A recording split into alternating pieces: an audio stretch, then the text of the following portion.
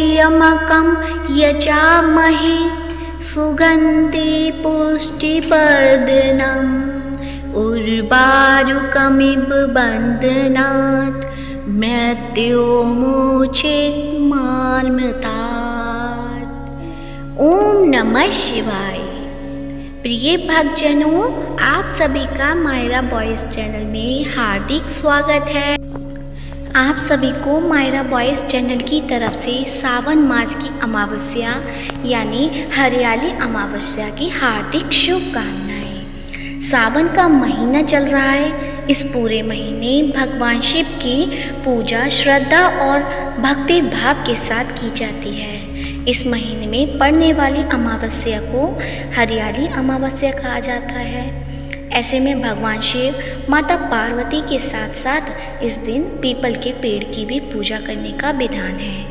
इस दिन हरियाली अमावस्या व्रत की कथा को जो पढ़ता है या सुनता है उसके सारे कष्ट दूर हो जाते हैं। तो प्रिय भक्तजनों, आज के इस वीडियो में आप सुनेंगे हरियाली अमावस्या की व्रत कथा। व्रत कथा को पूरे श्रद्धा भाव और भक्ति भाव से पूरा अवश्य सुने और साथ ही आपको सुनने को मिलेगी अमावस्या पर सुनी जाने वाली पूर्णिमा और अमावस्या दो बहनों की कथा। तो वीडियो को पूरा अवश्य सुने और भगवान भोलेनाथ का आशीर्वाद प्राप्त करें। तो शुरू करते हैं। तो प्रेम से बोलिए भगवान भोले शंकर की जय हो। एक वक्त की बात है, एक राजा अपने महल में पूरे परिवार के साथ खुशी खुशी रहता था। उसका एक बेटा और बहू भी थे। एक दिन रसोई में मिठाई रखी हुई थी। वो सारी मिठाई राजा की बहू खा गई। जब उसने पूछा कि सारी मिठाइयाँ कहाँ गईं, तो उसने कहा कि चूहे खा गए। चूहों ने जैसे ही ये बात सुनी तो अपने ऊपर लगाया गया झूठा इल्जाम वो बर्दाश्त नहीं कर पाए और क्रोधित हो उठे। ऐसे में उन्होंने राजा की बहू को सबक सिखाने का फैसला किया। कुछ दिनों बाद राजा के महल मेहमान आए। इस दिन का चूहों ने फायदा उठाया। चूहे ने राजा की बहू की सारी साड़ियाँ चुराकर महल आए मेहमानों के कमरे में रख दी। जब सुबह सभी ने बहू की साड़ियों को मेहमान के कमरे में देखा तो राजा की बहू के चरित्र पर सवाल उठाने लगे। ये बात चारों तरफ फैल गई। जब राजा को ये बात पता लगी तो राजा ने उसे महल से निकाल दिया। इसके बाद राजा की बहू एक झोपड़ी में जाकर रहने लगी और रोजाना पीपल के एक पेड़ के नीचे दिया जलाने लगी। साथ ही गुड़ धानी का भोग लगाकर सबको बांटने लगी। ऐसा करते हुए कई समय बीत गया। एक बार राजा उस पीपल के पेड़ के पास से गुजर रहा था। उस दौरान उसका ध्यान पेड़ के आसपास मौजूद रोशनी पर चला गया और वो हैरान रह गया। राजा ने महल में आने के बाद अपने सिपाहियों से उस रोशनी के बारे में पता लगाने को कहा। जब सैनिक वहां पहुंचे तो उन्होंने देखा कि दीपक आपस में बात कर रहे थे कि एक दीपक ने बोला कि मैं राजा के महल से आया हूँ। महल से निकाले जाने के बाद राजा की बहू रोज मेरी पूजा करती है और मुझे जलाती है। राजा के दीपक से जब सबने पूछा कि आखिर उसे महल से क्यों निकाला गया तो दीपक ने चूहे वाली सारी कहानी उन्हें बता दी। ये सारी बातें सुनने के बाद सैनिक भी हैरान रह गए और उन्होंने राजा को सारी बात बताई। राजा को अपनी गलती का एहसास हुआ और वो पुत्र वधू को वापस महल ले आया। इसके बाद भी राजा की बहू लगातार पीपल के पेड़ के नीचे दिया जलाती रही और खुशहाल जिंदगी जीती रही। तो ये थी हरियाली अमावस्या की व्रत कथा। तो प्रेम से बोलिए हर हर महादेव, श्री शिवाय नमोस्तुभ्यं। अब आप सुनते हैं अमावस्या और पूर्णिमा दो बहनों की कथा। एक राज्य में एक राजा और एक रानी रहते थे जिसकी 4 संतानें थीं, 2 लड़के और 2 लड़की। एक लड़की का नाम पूर्णिमा तथा दूसरी लड़की का नाम अमावस्या था। पूर्णिमा घर के कामों में निपुण थी और घर का पूरा काम करती थी और भगवान की पूजा अर्चना भी किया करती थी। और उसकी दूसरी बहन अमावस्या ना ही घर का कोई काम करती थी, ना ही भगवान की पूजा अर्चना करती थी और ना ही गौ माता की सेवा करती थी। पूर्णिमा सर्वगुण संपन्न थी, फिर भी राजा और रानी अपने दोनों बेटों तथा पुत्री अमावस्या को ही प्यार किया करते थे और वह पूर्णिमा से प्यार नहीं करते थे, उसके साथ भेदभाव करते थे। राजा के चारों पुत्र और पुत्री धीरे धीरे बड़े हो रहे थे। जब वे बड़े हो गए, राजा ने अपने दोनों पुत्रों का विवाह योग्य कन्याओं के साथ करा दिया।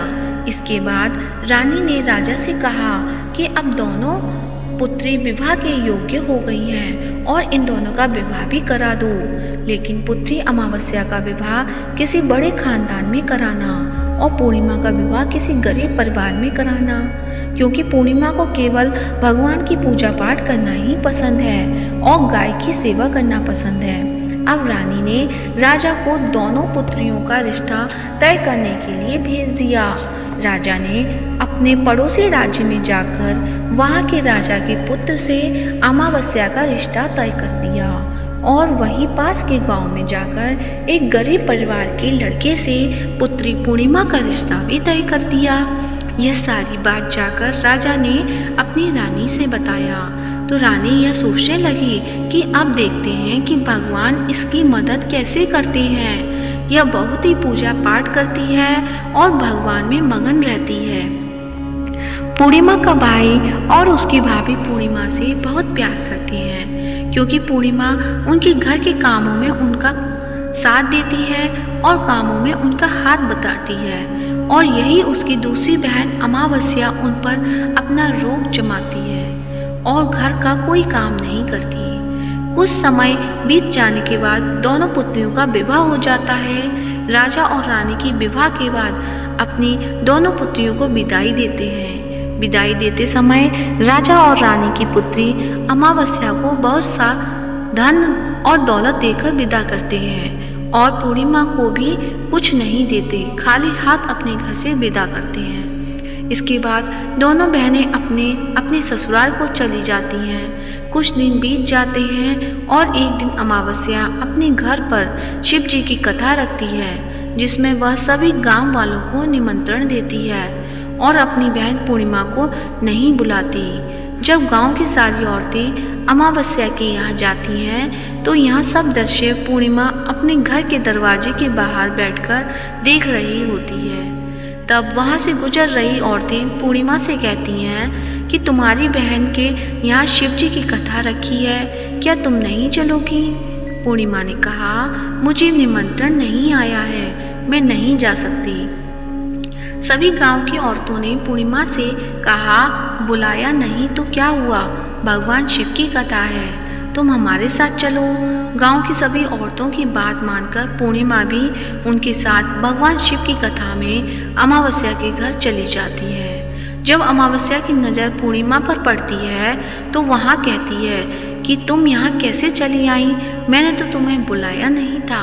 खैर कोई बात नहीं, अब तुम आ ही गई हो तो चुपचाप बैठी रहना। और यह कहते हुए अमावस्या ने पूर्णिमा की गरीबी का भी मजाक उड़ाया। पूर्णिमा की आंखों में आंसू आ गए और रोते रोते मन ही मन में पूर्णिमा भगवान शिव से विनती करती है, हे भगवान, क्या पूजा पाठ करना गलत है? गौ माता की सेवा करना गलत है? आखिर मेरी गलती क्या है? आप मुझ पर अपनी कृपा दृष्टि कब बनाएंगे? पूर्णिमा बार बार भगवान शिव से यही कहती रहती। इतने में शिव कथा पूरी हो जाती है और अमावस्या भगवान का प्रसाद बांटने लगती है। वह सभी लोगों को प्रसाद देती है, लेकिन पूर्णिमा को वह प्रसाद नहीं देती। पूर्णिमा बिना प्रसाद के ही अपने घर लौट जाती है। रास्ते में वह यहाँ सोचते हुए चलती है, यदि बच्चे उससे कथा का प्रसाद मांगेंगे तो वह उन्हें क्या जवाब देगी। उसने सोचा था कि वह अपने मायके अपने भाई और भौजाई के यहाँ जाएगी और वहाँ जाते हुए वहाँ बच्चों के लिए कुछ लेकर जाएगी। ऐसा सोचते हुए वह अपने घर वापस लौट आई। घर वापस लौटकर आने के बाद वह अपने पति और बच्चों से कहती है कि वह अपने मायके जा रही है। पति ने कहा ठीक है, और कुछ समय के बाद पूर्णिमा अपने मायके के लिए रवाना हो गई। चलते चलते रास्ते में एक चबूतरा आया जिस पर तुलसी का पौधा लगा था। उस चौधरी पर एक बूढ़ी अम्मा बैठी हुई थी। वह कोई और नहीं, साक्षात तुलसी माँ थी। वह बूढ़ी माता ने पूर्णिमा से कहा, बिटिया तुम कौन हो और कहाँ जा रही हो? पूर्णिमा अपना परिचय देती है। परिचय देने के बाद बूढ़ी औरत ने पूर्णिमा से कहा कि यहाँ तुलसी का पौधा सूख रहा है, इसमें थोड़ा सा पानी डाल दो और इस चबूतरे की सफाई कर दो, जिससे मुझे थोड़ी ठंडक मिलेगी। बूढ़ी माँ ने कहा कि ठीक है माँ, मैं तुलसी में पानी डाल देती हूँ और यहाँ की सफाई भी कर देती हूँ। बूढ़ी माँ ने साफ सफाई करने के बाद बूढ़ी अम्मा को भी नहला दिया और बूढ़ी अम्मा की सेवा की, उनके पैर दबाए और बूढ़ी अम्मा से कहा कि माँ जी और बताइए मैं आपकी क्या सेवा करूँ, और कोई काम है तो बता दीजिए, मैं कर दूँगी। बूढ़ी अम्मा ने कहा कुछ नहीं, अब तुम जाओ और वापस आते समय मुझसे मिलते हुए जाना। पूर्णिमा ने बूढ़ी अम्मा से कहा ठीक है माताजी, मैं जाती हूँ, वापस आते वक्त आपसे मिलते हुए जाऊंगी। कुछ समय आगे चलने के बाद एक शिव मंदिर आया। वहाँ पर उसे एक बूढ़े बाबा मिले जो मंदिर के बाहर बैठे हुए थे। वह कोई और नहीं, साक्षात भोलेनाथ थे। उन्होंने पूर्णिमा से कहा कि कहाँ जा रही हो बेटी, तुम कौन हो? तब पूर्णिमा ने अपना परिचय दिया। फिर उस बूढ़े बाबा ने पूर्णिमा से कहा कि इस चबूतरे की और इस मंदिर की सफाई कर दो। तब पूर्णिमा ने मंदिर की और चबूतरे की साफ सफाई कर दी और वहाँ पर पूजा पाठ अर्चना भी की। और साफ सफाई पूजा अर्चना करने के बाद उन्होंने बूढ़े बाबा को भी नहला दिया और उनसे कहा कि बाबा और कोई काम हो तो बताइए। तब बूढ़े बाबा ने कहा नहीं बेटी, अब तुम जाओ और वापस आते वक्त मुझसे मिलते हुए जाना। पूर्णिमा ने कहा ठीक है बाबा, मैं जाती हूँ, वापस आते हुए आपसे मिलते जाऊँगी। आगे चलते चलते कुछ दूर चलने के बाद पूर्णिमा को एक काली जी का मंदिर दिखा। वहाँ भी एक बूढ़ी अम्मा चबूतरे पर बैठी हुई थी। उस बूढ़ी औरत ने भी पूर्णिमा से कहा कि बेटी तुम कौन हो, कहाँ से जा रही हो? तब पूर्णिमा ने उस बूढ़ी औरत को भी अपना परिचय दिया। बूढ़ी औरत ने पूर्णिमा से कहा कि यहाँ पर सभी पूजा पाठ करने आते हैं, लेकिन मंदिर की साफ सफाई करने के लिए कोई नहीं आता, इसलिए तुम मंदिर की और चबूतरे की साफ सफाई कर दो। पूर्णिमा ने कहा ठीक है माता जी, और पूर्णिमा मंदिर की चबूतरे की सफाई कर देती है और पूजा पाठ भी करती है, माता जी का श्रृंगार करती है और उस बूढ़ी अम्मा को भी नहला देती है और बूढ़ी अम्मा के पैर दबाती है और कहती है कि सभी काम हो गया है माँ जी, और कोई काम हो तो बताइए। बूढ़ी अम्मा कहती है कि नहीं बेटी, अब तुम जाओ, लेकिन वापस आते वक्त मुझसे मिलते हुए जाना। पूर्णिमा कहती है ठीक है और आगे चली जाती है। आगे चलते चलते एक नदी आती है। वहाँ पर भी एक बूढ़ी अम्मा बैठी रहती है और वहाँ कहती है कि बेटी तुम कौन हो और कहाँ से आई हो? उसे भी पूर्णिमा अपना परिचय देती है और बूढ़ी औरत से कहती है कि नदी पर स्नान करने तो यहाँ पर सब आते हैं, लेकिन यहाँ की साफ सफाई कोई नहीं करता, इसलिए तुम इस किनारे पर साफ सफाई कर दो। पूर्णिमा कहती है ठीक है माँ जी, और वह साफ सफाई कर देती है और उस बूढ़ी अम्मा के पैर दबाती है और कहती है माँ जी और कोई काम हो तो बताइए। बूढ़ी औरत कहती है कि कुछ नहीं बेटी, तुम जाओ, लेकिन वापस आते वक्त मुझसे मिलते हुए जाना। और वहाँ नाव में बैठकर नदी के दूसरे किनारे पहुँच जाती है और वहाँ अपने मायके के घर पहुँच जाती है। वहाँ पर पूर्णिमा के भाई और भाभी उसे देखकर बहुत खुश हो जाते हैं और वे पूर्णिमा की बहुत खातिरदारी करते हैं और उससे बहुत सारी बातें करते हैं और कहते हैं कि बच्चों को भी साथ में लेकर आती तो अच्छा होता। अब कुछ समय के बाद पूर्णिमा ने वापस अपने ससुराल जाने को कहा तो उसकी भाभी ने उसके लिए एक साड़ी दी और खेलों में बच्चों के लिए कपड़े और खाने पीने की कुछ चीज़ें रख दी और कहा कि तुम बहुत दिनों के बाद आती हो। और पूर्णिमा की भाभी ने एक थैला पूर्णिमा के हाथ में दे दिया और कहा जाओ और जल्दी वापस आना। इसके बाद पूर्णिमा वहाँ से अपने ससुराल के लिए रवाना हो जाती है और उसी नदी के किनारे पहुंची और नाव में बैठकर दूसरे किनारे पर उतर गई। वहाँ पर उतरने के बाद वहाँ पर उसे वही बूढ़ी अम्मा मिली जो साक्षात गंगा मैया थी।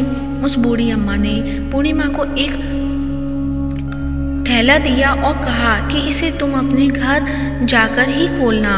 अब पूर्णिमा के पास बहुत पहले हो गए थे। उन्हें लेकर पूर्णिमा वहाँ से रवाना हुई। आगे कुछ दूर चलने के बाद काली माँ का मंदिर आया। वहाँ पर काली माँ बूढ़ी माँ के रूप में विराजमान थी। उसने कहा, आ गई बेटी। पूर्णिमा ने कहा, हाँ माँ जी मैं आ गई। तो काली माँ ने उसे एक थैला दिया और कहा कि तुम यह थैला अपने घर जाकर खोलना। अब पूर्णिमा के पास 3 थैले हो गए थे। तीनों थैले लेकर पूर्णिमा आगे बढ़ी। कुछ दूर जाने पर शिवजी का मंदिर आया जहाँ बूढ़े बाबा के रूप में शिवजी स्वयं विराजमान थे।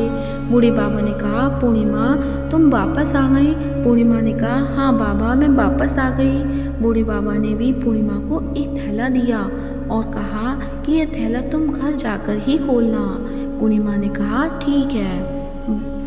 अब पूर्णिमा के पास 4 थैले हो गए थे। अब पूर्णिमा 4 थैले पहले को अब कैसे ले जाती। उसने एक पुरानी साड़ी निकाली और उन सभी खेलों का एक गड्ढा बना लिया और सर पर रखकर वहाँ से रवाना हो गई। कुछ दूर जाने के बाद उसे तुलसी माँ बूढ़ी औरत के रूप में मिलती है और कहती है, पूर्णिमा तुम आ गई। हाँ माँ जी मैं आ गई। बूढ़ी औरत भी उसे थैला देती है और कहती है कि यह थैला तू अपने घर जाकर ही खोलना। पूर्णिमा कहती है, ठीक है माँ जी। अब पूर्णिमा के पास 5 थैले हो गए थे। पूर्णिमा वहाँ से रवाना हुई तो वापस अपने घर पहुँच गई। पूर्णिमा ने बच्चों को नीचे रखा और सबसे पहले अपने मायके के थैले खोलकर देखने लगी। उसने बच्चों के लिए अच्छे अच्छे कपड़े और खाने पीने की चीज़ें थी और उसने कुछ गहने भी थे। पूर्णिमा ने कपड़े अपने बच्चों को दे दिए और खाने पीने की चीज़ें भी बच्चों को दे दी। बच्चे ये सब पाकर बहुत खुश थे। आप पूर्णिमा ने दूसरा थैला खोला जो उसे गंगा मैया ने दिया था। उसमें ढेर सारे हीरे जवाहरात सोना चांदी आदि थे। इसके बाद अब पूर्णिमा ने तीसरा थैला खोला तो उसे काली माँ ने दिया था। उसमें बहुत सारा सोना श्रृंगार का सामान भरा हुआ था। इसके बाद पूर्णिमा ने चौथा थैला खोला जो उसे भगवान शिव ने दिया था। उसने बहुत सारा धन संपत्ति भरा हुआ था और बहुत सारी खुशियाँ भरी हुई थी। इसके बाद अब पूर्णिमा ने 5वां थैला खोला जो उसे तुलसी माँ ने दिया था। उसमें चावल दाल और 7 प्रकार के खाने की चीज़ों से भरा हुआ था। उसमें चावल दाल और 7 प्रकार की खाने की चीज़ें थीं। उसका घर धन धान्य से भरा हुआ था और परिपूर्ण था। अब पूर्णिमा और उसका परिवार सुख से जीवन व्यतीत करने लगा। अब पूर्णिमा के मन में विचार आया कि क्यों ना शिव जी की कथा कराई जाए और शिव जी की कथा में एक कार्यक्रम रखा। पूर्णिमा ने गांव के सभी लोगों को निमंत्रण दिया और घर घर जाकर सभी लोगों को बुलाया। पूर्णिमा अपनी बहन अमावस्या के घर भी गई और अमावस्या को भी शिव जी की कथा के लिए उसने अपने घर बुलाया। जब अमावस्या पूर्णिमा के घर शिव जी की कथा में आई तो उसने देखा कि पूर्णिमा के घर में किसी भी चीज़ की कोई कमी नहीं है। इतना सारा धन दौलत देखकर अमावस्या की आंखें आश्चर्यचकित हो गई। उसने पूर्णिमा से कहा कि तुम्हारे घर में इतनी धन और दौलत कहाँ से आई।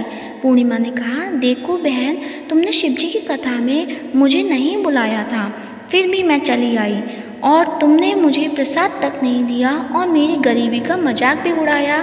उसके बाद मैं अपने घर आ गई और घर आते हुए मन ही मन मैंने सोच रही थी कि अपने मायके जाऊंगी और मैं अपने मायके चली गई और जो कुछ घटना इस बीच में हुई वह सभी घटना अपनी बहन अमावस्या को बताती है।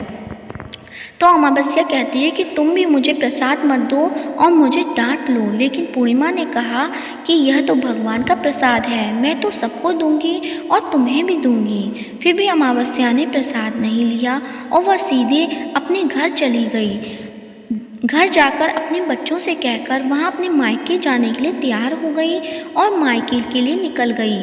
उसे भी रास्ते में चलते चलते तुलसी माँ मिली, जो चबूतरे पर बूढ़ी माँ के रूप में बैठी हुई थी। बूढ़ी माँ ने अमावस्या से कहा कि बेटी, तुम कौन हो और कहाँ जा रही हो? अमावस्या ने अपना परिचय दिया। बूढ़ी माँ ने कहा कि बेटी, तुलसी का पौधा सूख रहा है, उसमें थोड़ा सा पानी डाल दो और इस चबूतरे की साफ सफाई कर दो। इस पर अमावस्या ने कहा, बुढ़िया, तुझे दिखाई नहीं दे रहा कि मैंने इतनी महंगी साड़ी पहन रखी है, ये गंदी हो जाएगी। ऐसा कहकर वहाँ से आगे चली गई। आगे जाने पर उसे भगवान शिव मिले, जिसे भी उसने ऐसा ही कहा। उसके बाद आगे जाने पर उसे काली माँ मिली, जिससे भी उसने यही सारी बातें कही। आगे जाने पर उसे गंगा माँ मिली, जिसे भी उसने यह सब कहा और आगे चली गई। इसके बाद अमावस्या जब नाव में बैठने लगी तो उसे नाव में फूलों की जगह कांटे भरे थे, जो उसके पैरों में चुभ रहे थे। किनारे पर उतरकर वहाँ अपने मायके चली गई। जब वहाँ उसे अपनी भाभियों ने तथा भाइयों ने देखा तो मन ही मन में कहने लगे कि काम की न काज की, 2.5 मन अनाज की। अब आ गई है तो ठीक है। पूर्णिमा तो हमारे कामों में हाथ बटाती थी, यह कोई काम करेगी तो नहीं। अब उन्होंने खाना बनाया और खा पीकर सभी सो गए। अमावस्या जब सुबह उठी और उसने भाभियों से कहा कि मैं अपने ससुराल जा रही हूँ। उन्होंने कहा, ठीक है, जाओ। अमावस्या बोली, पूर्णिमा को तो तुमने एक थैला दिया था और मुझे भी कुछ नहीं दोगे क्या? भाई और भाभी ने कहा कि तुम घर जाओ और थैले तुम्हारे घर पहुंच जाएगा। फिर अमावस्या वहाँ से निकल गई और नदी के किनारे पर पहुंची। वहाँ गंगा मैया बूढ़ी औरत का रूप धारण करके बैठी हुई थी। बूढ़ी माँ ने कहा, आ गई बेटी? तो उसने कहा, मैं आ गई। अमावस्या ने कहा, तुमने पूर्णिमा को एक थैला दिया था और मुझे नहीं दोगी क्या? बूढ़ी माँ ने कहा, तुम घर जाओ और थैला तुम्हारे घर पहुंच जाएगा। इसके बाद आगे जाने पर उसे काली मैया मिली, जिसने भी अमावस्या को यही कहा। इसके बाद आगे जाने पर उसे शिव भगवान मिले, जिन्होंने भी अमावस्या से यही कहा। इसके बाद आगे जाने पर उसे तुलसी माँ मिली, उसने भी अमावस्या से यही कहा, तुम घर जाओ, थैला तुम्हारे घर पहुंच जाएगा। अमावस्या अपने घर पहुंच गई। आंगन में देखा तो वहाँ पर 5 थैले पड़े हुए थे। अमावस्या ने मन ही मन सोचा कि अब तो मेरे पास बहुत सारे धन और दौलत हो जाएगी। जल्दी जल्दी उसने सभी थैलों को खोला।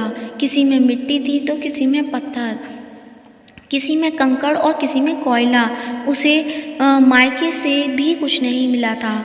इन थैलों में कुछ भी नहीं था। अमावस्या दौड़ती हुई पूर्णिमा के घर गई और कहती है, तुम्हें तो इतना सब कुछ मिला, मुझे तो कुछ नहीं मिला, आखिर क्यों? तो पूर्णिमा कहती है कि जब मैं अपने मायके जाती हूँ तो अपने भाभियों के साथ उनके कामों में हाथ बटाती हूँ, उनके साथ मिलकर काम करती हूँ, लेकिन तुम ऐसा कुछ नहीं करती, उनकी इज्जत भी नहीं करती, इसलिए वह तुम्हें भला क्या देंगे। इसके बाद तुमने गंगा मैया को ठुकरा दिया और काली माँ को भी ठुकरा दिया और भगवान शिव को भी तुमने ठुकरा दिया। इसके लिए उन्होंने तुम्हें कुछ नहीं दिया। अमावस्या कहती है कि बहन, तुम मुझे माफ़ कर दो, मैंने तुम पर हमेशा अत्याचार किया है, मुझे कुछ नहीं मिला तो कोई बात नहीं, मैं भी भगवान की भक्ति करूँगी और सब कुछ प्राप्त कर लूँगी, मुझे इन सब चीज़ों का रहस्य बताओ। तो पूर्णिमा ने कहा कि तुम 3 सूत्र का ज्ञान ले लो और उसकी कथा करना। पहले सूत्र में दया मांगना और दूसरे सूत्र में कथा मांगना और तीसरे सूत्र में 108 बार ओम नमः शिवाय का जाप करना। बहन, भगवान ने यही सूत्र दिए हैं, इनको अपने हृदय में बसा लेना। भक्तजनों, मैंने भी आज की कथा अच्छी लगी है तो वीडियो को लाइक कीजिए और कमेंट बॉक्स में ओम नमः शिवाय अवश्य लिखिए और साथ ही चैनल को सब्सक्राइब करें। वह भी सब हर हर महादेव। इसके ओम बाद नमः अमावस्या शिवाय। अपने घर गई और भगवान की पूजा पाठ करने लगी। भगवान शिव ने उसने माफ़ी मांगी और गौ माता की सेवा भी की और दूसरों की मदद भी की। तो ये थी अमावस्या और पूर्णिमा, 2 बहनों की कहानी। जैसा भगवान शंकर ने पूर्णिमा के साथ किया वैसे सभी के साथ करें, ऐसे ही हमें सच्चे भाव से अपनी भक्ति करनी चाहिए, जिससे हमें भी अपना पूजा का फल प्राप्त हो सके।